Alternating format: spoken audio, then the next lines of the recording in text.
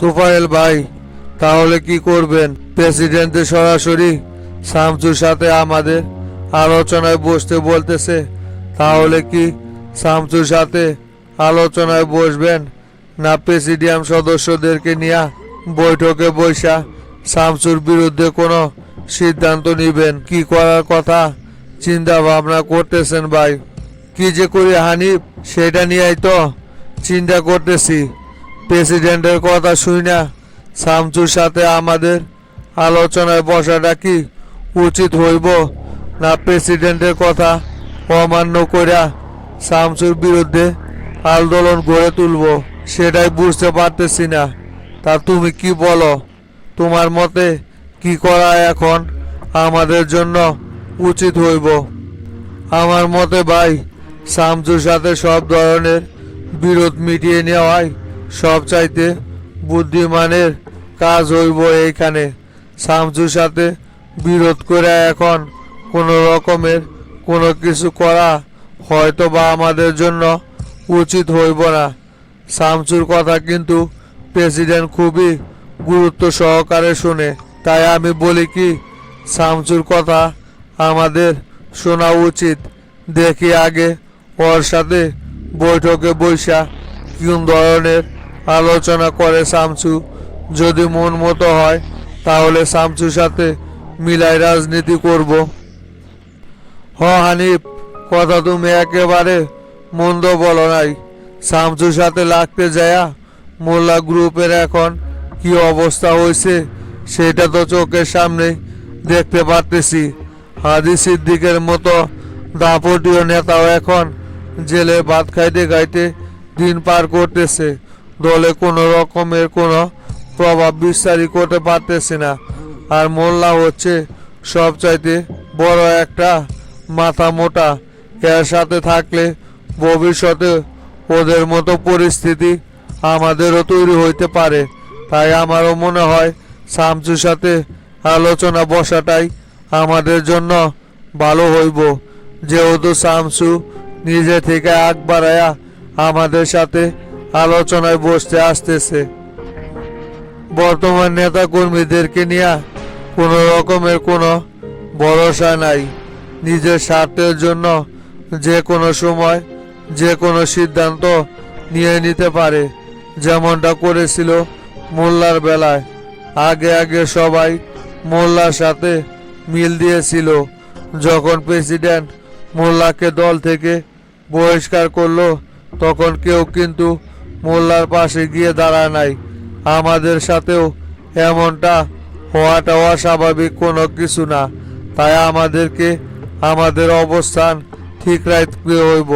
শামসুর সাথে আলোচনায় বসবো আমরা, এটাই ফাইনাল কথা। তাহলে চলো তাই হোক। শামসুর সাথে আগামীকালকে তাহলে ওর বাসভবনে আলোচনায় বসবনি। কি ব্যাপার দুর্জয়, এখন পর্যন্ত তো মোল্লা বা তরিকুল ওদের কাউকেই তো গ্রেপ্তার করতে পারলা না। সেলিম স্যার কিন্তু বিষয়টা নিয়ে বারবার আমার উপর চাপ প্রয়োগ করতেছে। স্বয়ং প্রেসিডেন্ট নিজেই এই বিষয়টা নিয়ে মাথা ঘামাইতেছে। আমরা প্রশাসন এত দুর্বল হইলে কি দেশের আইন কারণ ঠিক রাখতে পারবো আমরা? এখন পর্যন্ত তোমরা মোল্লা বা তরিকুল কাউকে গ্রেপ্তার করতে পারলা না। স্যার, প্রশাসন তো পর্যাপ্ত পরিমাণ কাজ করে যাচ্ছে। সব জায়গায় আমরা নজরদারিতে রাখছি। মোল্লার কোনো জায়গায় মোল্লাকে খুঁজে পাওয়া যাচ্ছে না। আর তরিকুল তো আগে থেকেই গা ঢাকা দিয়ে আছে। ওরা যখন বাহাদুরের সংবাদ সম্মেলনটা দেখছে তখনই ওরা বুঝতে পারছে যে ওদের উপর প্রশাসন যে কোনো মুহূর্তে পদক্ষেপ নিতে পারে। আর সেজন্য ওরা আগে থেকেই গা ঢাকা দিয়া ফেলাইছে। তাই তো খুঁজে বের করাটা সম্ভব হইতেছে না। এইগুলো বললে কি হইব দুর্জয়? আগে ওদেরকে গ্রেপ্তার করতে হইব। তাছাড়া আমরা কোনোভাবেই কারো কাছে মুখ দেখাতে পারতেছি না। কিন্তু ওরা যেখানেই লুকিয়ে থাক না কেন সেইখান থেকেই যেভাবে হোক ওদেরকে খুঁজে বের করার ব্যবস্থা করো। যত তাড়াতাড়ি সম্ভব এদেরকে আমি লকআপে দেখতে চাই। প্রয়োজন পড়লে তুমি টিম আরও মাঠে নামাও, তারপরেও ওদেরকে যেভাবে হোক গ্রেপ্তার করতে হইব। শামসু কিন্তু বিষয়টা নিয়ে খুব রাইগা আছে, কখন যে আমার উপর জারি মারা শুরু করে। তাই যেভাবে হোক যত তাড়াতাড়ি সম্ভব মোল্লা তরিকুলকে গ্রেপ্তার করে নিয়ে আসো। ওকে স্যার, আমি আরও টিম মাঠে নামাচ্ছি। তবে আমার একটা জিনিস সন্দেহ হয় স্যার, মোল্লা বর্তমানে হয়তোবা জনতা পার্টির শীর্ষ কোনো নেতার বাসায় অবস্থান করতেছে।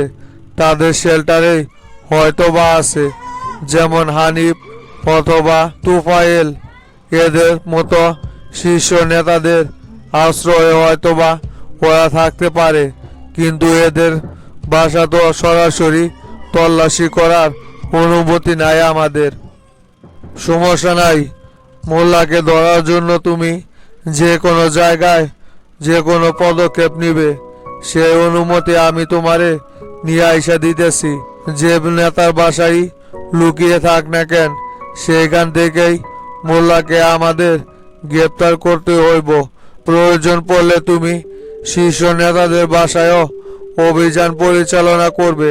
তারপরেও আমি মোল্লাকে জেল হাজতে দেখতে চাই।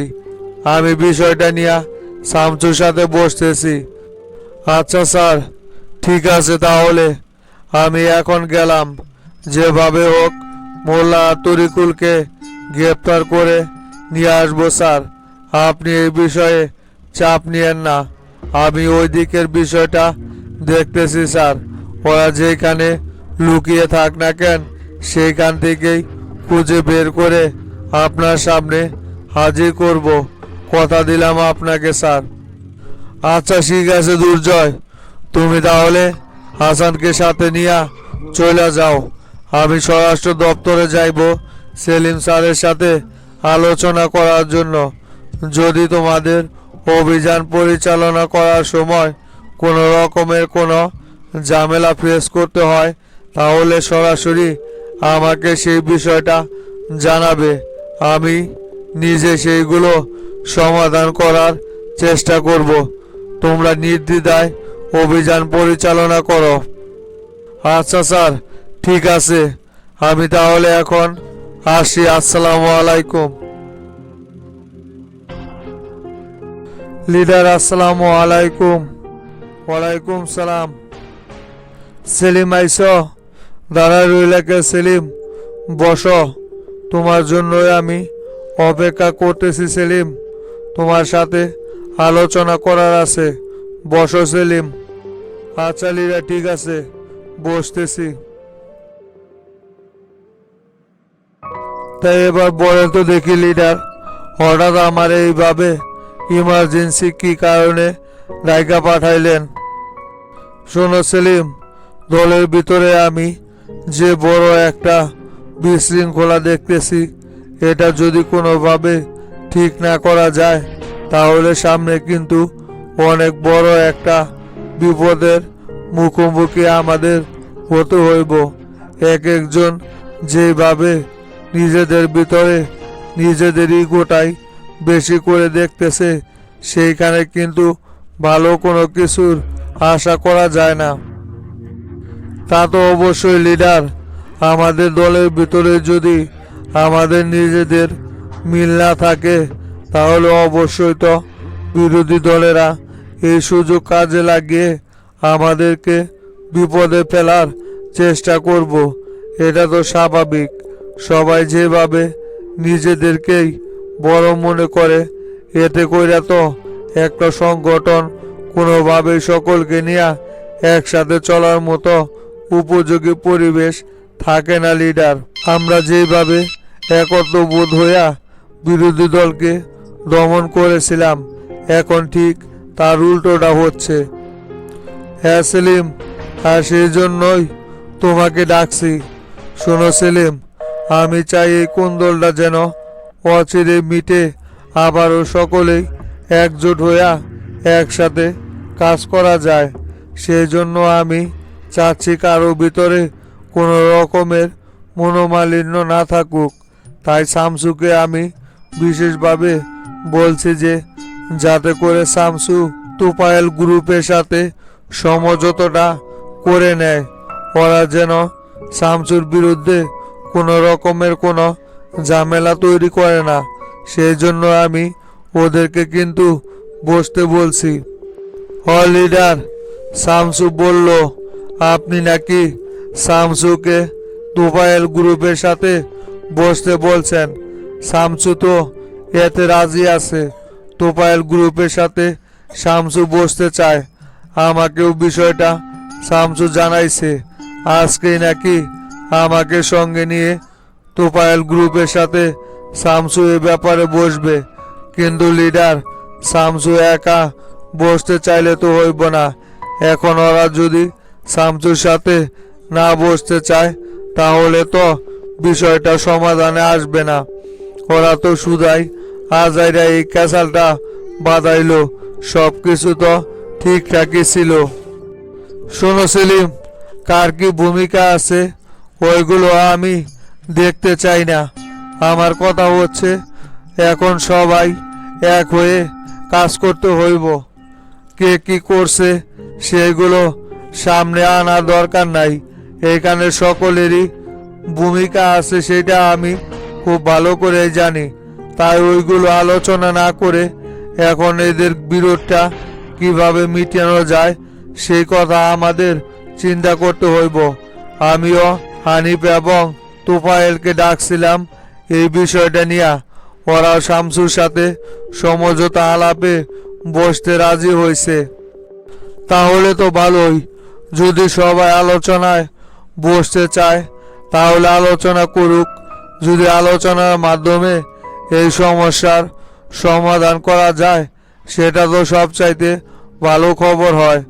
আমরা নিজেরা যদি এক থাকি, জনগণের যে সাড়া আছে আমাদের প্রতি, আর আমরা জনগণের জন্য যে পরিমাণ কাজ করে গিয়েছি, এতে করে আগামী 2 টার্ম আমরাই সরকার গঠন করব এটা নিশ্চিতভাবে বলা যায়। শুধুমাত্র নিজস্ব কোন্দলের কারণে আমাদের এই মাঠ কোনোভাবেই নষ্ট করা যাইব না। সমস্যা হচ্ছে জানো তো তুমি, শামসু একটু রকচটা স্বভাবের লোক। কখন যে কোন কথায় ওর মাথা গরম হয়ে যায় সেটা তো আর বলা যায় না। তাই সেলিম, তুমি যেহেতু ওই জায়গায় উপস্থিত থাকবে সেহেতু তুমি এই বিষয়টা মধ্যস্থতার মাধ্যমে সমাধান করে দিবে, যাতে করে ওইখান থেকে সুন্দর একটা ফিডব্যাক আসে। কোনোভাবেই যেন ওদের মতের কোনো অমিল না হয়। তুমি নিজ উদ্যোগে এই কাজটা করবে। আমি তোমাকে এই দায়িত্ব দিলাম সেলিম। আচ্ছা লিডার, ঠিক আছে। আপনি এই বিষয় নিয়ে সম্পূর্ণ টেনশন মুক্ত থাকেন।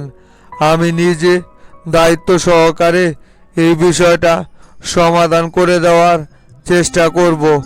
আশা করি শামসু আমার কথার বাইরে যাবে না। আর শামসু দলের ক্ষতি হোক এমন কোনো কাজও শামসুর দ্বারায় কখনোই সম্ভব হইব না। কারণ শামসুর সাথে আমি থেকে শামসুকে খুব ভালোভাবেই চিনতে পারছি লিডার। শামসু দলের ক্ষতি হয় এমন কোনো কাজই কখনোই করবে না। আর তরিকুল ও মোল্লার বিষয়টা কি করলা সেলিম? এখন পর্যন্ত ওদেরকে তো গ্রেপ্তার করতে পারলা না।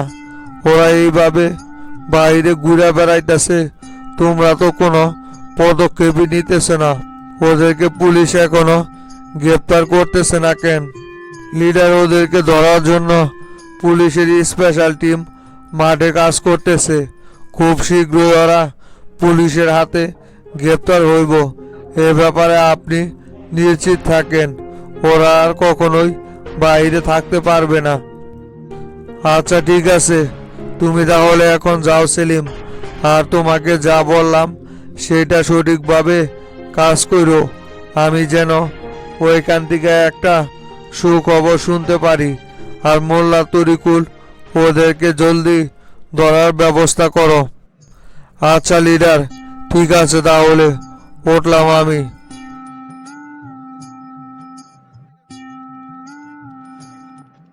ওস্তাদ থাকেন তাহলে, চলে যাইতেছে আমি এখন। হটেরা, যা তাহলে, দেখা শুনে যাস, আর এলাকার পরিস্থিতি যাতে স্বাভাবিক থাকে সেই দিকে নজর রাখিস। আর আজকে কিন্তু নির্বাচন বগুড়াতে, যায়া তুই সম্পূর্ণভাবে নির্বাচনের দিকে ফোকাস করবি। তো তারে যে কোনোভাবে কিন্তু নির্বাচিত করতে হইব। আর নির্বাচন ঘিরা যদি কেউ কোনো সহিংসতা তৈরি করতে চায় তাহলে সাথে সাথে ডিসির এ বিষয়টা জানাইবি। ডিসির সাথে আমার কথা বলা আছে, কোনো সমস্যা নাই। না না ওস্তাদ, সেই সাহস কেউ দেখাইতে পারবো না।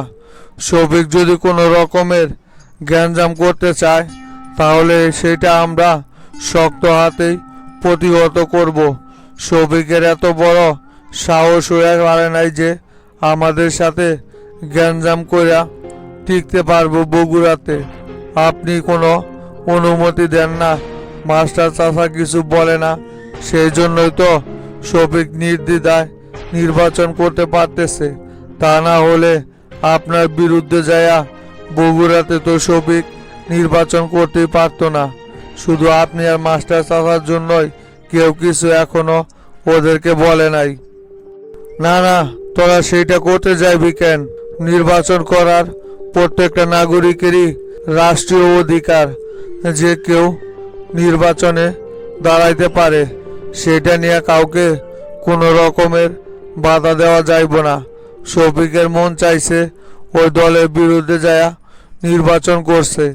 এখন জনগণ যদি ওরে যোগ্য মনে করে তাহলে ওই এমপি নির্বাচিত হইব, আর যদি যোগ্য মনে না করে তাহলে নির্বাচিত হইব না।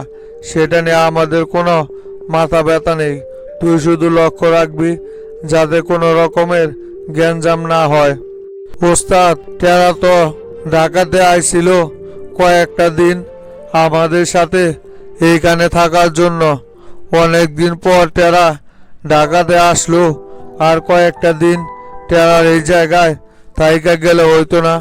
ওইখানে তো মাস্টার চাচা হাবিব ভাই গোল্লাওয়ারা আছে, ওরাই তো নির্বাচন টেকেল দিতে পারতো। টেরার এইখানে যাওয়াটা কি খুব জরুরি প্রয়োজন ছিল এই সময় ওস্তাদ?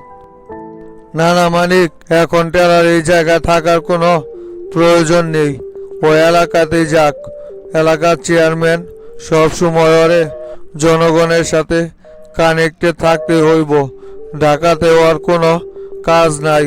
নির্বাচনের ঝামেলা টামেলা শেষ হোক, আর ঢাকার এই দিকের ঝামেলাগুলো শেষ হইলেও আমি আরেকবার বগুড়াতে যাইব, তখন আবার দেখা হইবনি। এখন ওর ঢাকাতে থাকার দরকার নাই। থাক মানিক ভাই, এখন ঢাকাতে থাকার আমার দরকার নেই। এলাকায় পরিষদে আমারও টুকটাক কিছু কাজ আছে।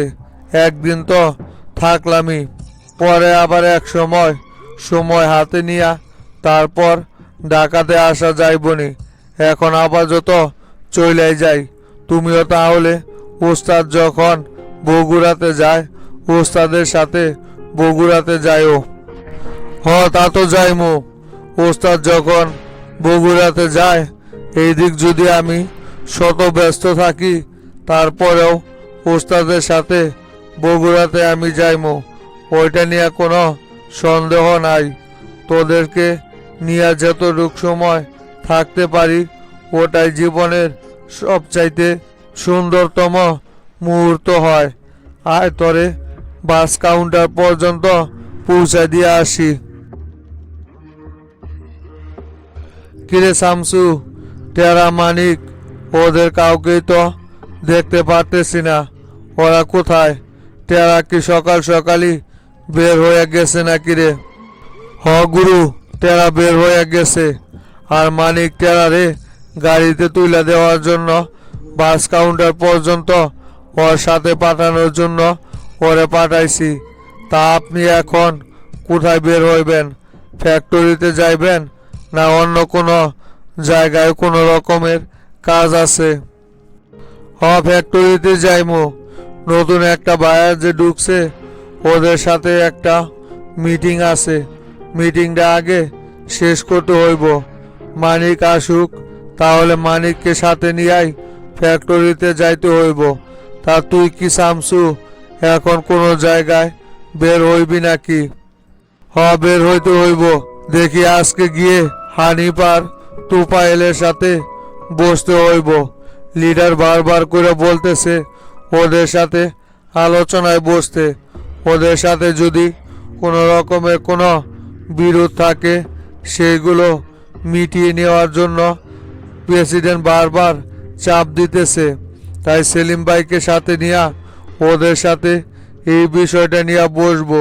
দেখিও আমার উপর কি কারণে ওরা এত খুব ফাইসা আছে। ওদের সাথে কথা না বললে তো আর সেটা বোঝা যাইব না। তাইলে তুই যায়া ওদের সাথে আলোচনায় বসেক। শোনেক শামসু, প্রেসিডেন্ট চাইতেছে সবাইকে সাথে নিয়ে সুন্দরভাবে দলটা পরিচালনা করতে। এখানে যাতে কোনো রকমের কোনো ঝামেলা না থাকে, সেই জন্যই কিন্তু প্রেসিডেন্ট তোকে বৈঠকে বসতে বলতেছে।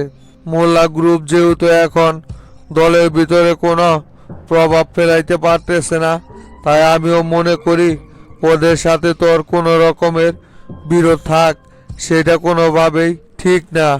কারণ মোল্লা গ্রুপ ওদেরকে সঙ্গে নিয়েই কিন্তু পুনরায় আবারও দলের ভিতরে প্রভাব বিস্তার করতে সক্ষম হইব। তাই ওদেরকেও তোর সঙ্গে রাখবি।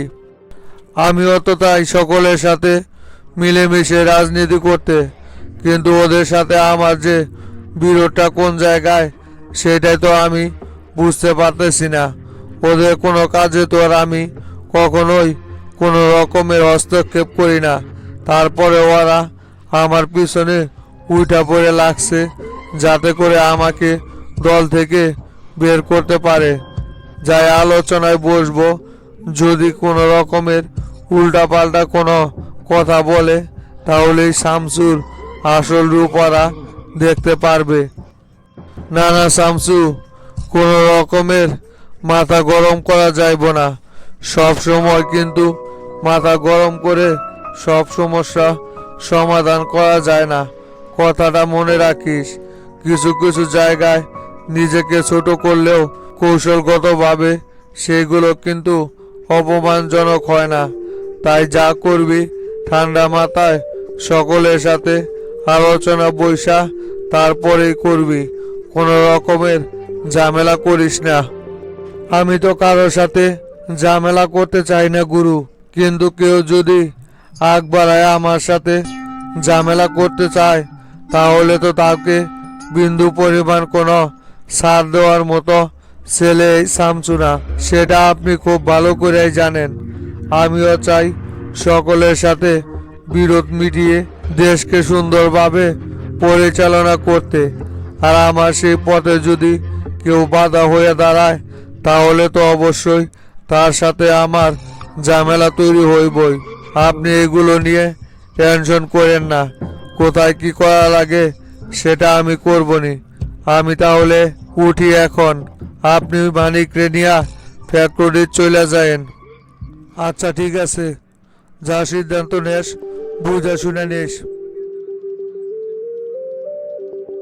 কিরে তোতা, তোর মুখ এরকম শুকাই গেল কেন? কি নিয়ে টেনশন করতেছিস? হাবিব ভাই রানীর হাট আর শৈলদুগরির কথা বলছে দেখে কি চিন্তা করতেছিস নাকি? কোনো রকমের কোনো টেনশন করিস না, নিশ্চিত থাক, জয় আমাদেরই হবে। হাবিব ভাই যেভাবে বলল রানীর হাট আর শৈলদুগরির ওই দিক নাকি দুয়েল মার্কার কোনো ভোটই পড়তেছে না।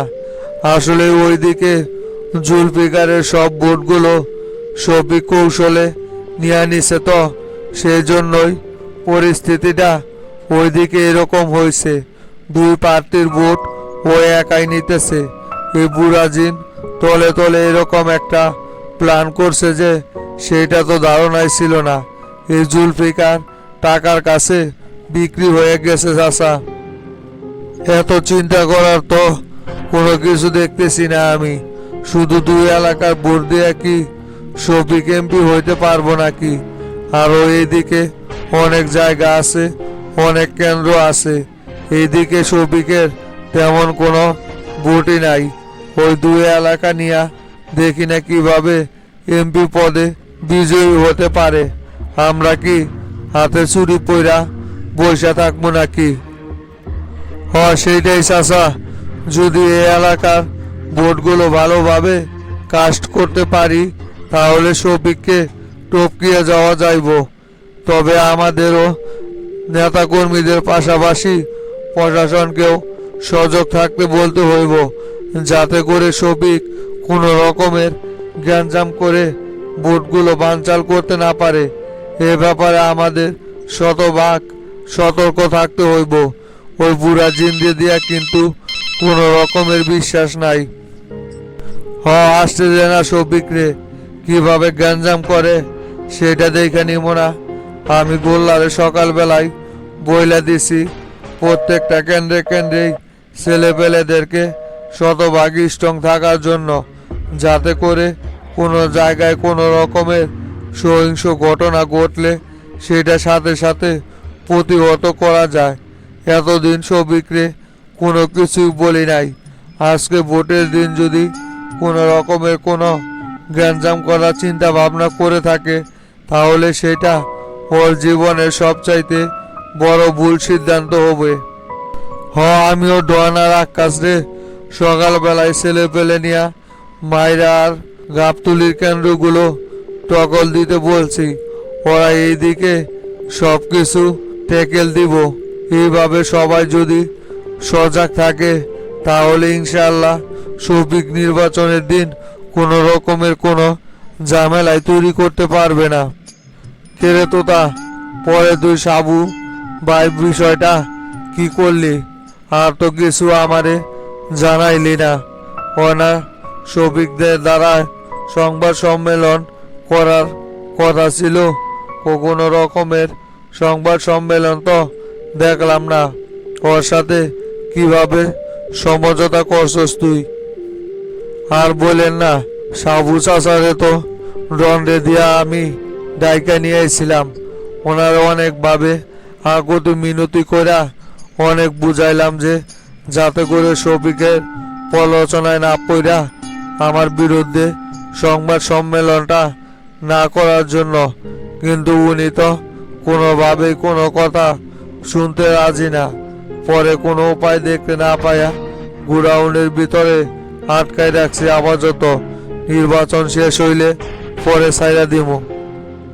বলিস কি রে দাদা, একেবারে ওরে এইভাবে আটকায় রাখছস? এটা নিয়ে নির্বাচনের পরে শামসুর কাছে রিপোর্ট দিলে শামসু আবার কোনো রকমের কোনো ঝামেলা করবে না তো? ওরে এইভাবে আটকায় রাখার কি দরকার ছিল? আটকায় না রাখা কোনো উপায় আছে নাকি? এই সময় যদি শফিক করে দিয়া সংবাদ সম্মেলনটা করাইতে পারত তাহলে কি আর উপায় ছিল নাকি? একটা ভোটও তো আমি পাইতাম না। পুরো সাজানো মাঠটা আমার নষ্ট হয়ে যাইত। সাবু চাচা তো শফিকের প্রতারণা বুঝতে পারে নাই। শফিকের হইয়া যদি কোনোভাবে সংবাদ সম্মেলন করত তাহলে কি ওনার বিন্দু পরিমাণ কোনো লাভ হইতো? উল্টো শফিক এইখান থেকে নিজের সুবিধা ঠিকই ভোগ করে নিত। তাই কোনো উপায় না দেখা শেষ পর্যন্ত আটকায় রাখতে বাধ্য হয়েছি। পরে ছাইরা দিমুনি। শামসু ভাই যদি কোনো কিছু বলে তাহলে সেটা শামসু ভাইকে বুঝিয়ে বললেই হবে। চাষা, আমার যত নির্বাচন তো দেখতেছি সব জায়গায় সুস্থ হইতেছে। কোনো জায়গায় কোনো রকমের কোনো গ্যাঞ্জাম চোখে পড়তেছে না। মনে হয় সব জায়গায় সুস্থভাবেই ভোট গণনাও হচ্ছে। হরে পিন্টু, সকাল দিঘা তো ওই রকম কোনো খবর এখন পর্যন্ত কানে আইসা পয়সায় নাই। তবে মাইরার বড়টালি দিকে আমার নাকি ভোট খুব বেশি পড়তেছে। দুয়েল মার্কা ওই দিকে নাকি কোনো ভোটই পাইতেছে না। এরকম যদি সব জায়গায় হইতো তাহলে তো এক চান্সে এমপি হয়ে যাইতাম, কিন্তু গাবতলির এই সাইডের দিকে তো তোতার ভোট আবার বেশি পড়তেছে। মনে হয় এই দিকে কোনো ঝামেলা হইতে পারে। চাচা, বাটুল ভাই আমারে ফোন দিছিল, বলল ওইদিকে নাকি আমাদের ভোট এমনিতেই বেশি পড়তেছে। জুলফিকারের লোকজন এক সাইডে আমাদের মার্কাই ভোট দিতেছে। জুলফিকার টাকা নিলেও ওর আমাদের পক্ষ হয়ে কাজ করতেছে চাচা, কিন্তু গাবতলির দিকে ঝামেলা আছে আসলেই। তোতার ভোট এদিকে বেশি, না এই দিকের কেন্দ্রগুলো দখল করে বসবো? না না, আগে কোনো কেন্দ্র দখল করা যাইব না। দুপুর পর্যন্ত আগে সব জায়গায় পরিবেশ পর্যবেক্ষণ করে দেখি, তারপর সিদ্ধান্ত নেওয়া যাইবনি। দুপুরের আগে কোনো গ্যাঞ্জাম করা যাইব না। তা বড়টালির ওইদিকে তোতার গ্রুপ থেকে কে কে ওইখানে দায়িত্ব পালন করতেছে? শুনলাম ওইদিকে নাকি হাবিব ছেলে পেলে নিয়া টহল দিতেছে। হাবিবে ওইদিকে দায়িত্বে আছে, আর গাবতলির এদিকে মাস্টার আর তোতা উপস্থিত আছে। হাবিব, তাই না? এ হাবিব রে তো কইরা অফারটা দিলাম, তারপরেও হাবিব রাজি হইল না। জুলফিকারের মতো যদি হাবিবরেও কোনোভাবে রাজি করাইতে পারতাম তাহলে আর এত প্যারা নিতে হইতো না রে। কিন্তু ওরে এত লোভ দেখানোর পরেও তো কোনোভাবেই রাজি করানো যাইল না। গোসই মাছের মতো ঠিকই হাত ফসকাইয়া চলে গেল। মাঝখান থেকে তোতা তো এমপি হইতেই পারবো না, খালি খালি আমার কিছু ভোট নষ্ট করব। সমস্যা নাই চাচা, হাবিব রাজি হয় নাই তাতে কি হয়েছে? ওই এক হাবিব দিয়া কোনো কিছুই হইব না। আপনি এই ব্যাপারে টেনশন করেন না, আমরা তো আছি। এমপি আপনার এইবার বানাইয়া তারপরে ঢাকাতে যাইমু। প্রয়োজন পড়লে প্রত্যেকটা কেন্দ্রেই পোলাই পান দিয়া গ্যাঞ্জাম বাজাইমু। তারপরেও আপনার এমপি হওয়া কেউ কোনোভাবেই ঠেকাইতে পারবে না। তাছাড়া এবার কোন দিকে যাইবেন? গাবতলি যাইবেন না রানীরহাট যাইবেন? না না, এখন আগেই গাবতলিতে যাইমু না, রানীরহাট যা। ওইখান থেকে আগে ঘুরে আসি, পরে বাকি পুরোটা সময় গাবতলিতে দিমু। এই সাইডটা নিয়েই ঝামেলা আছে।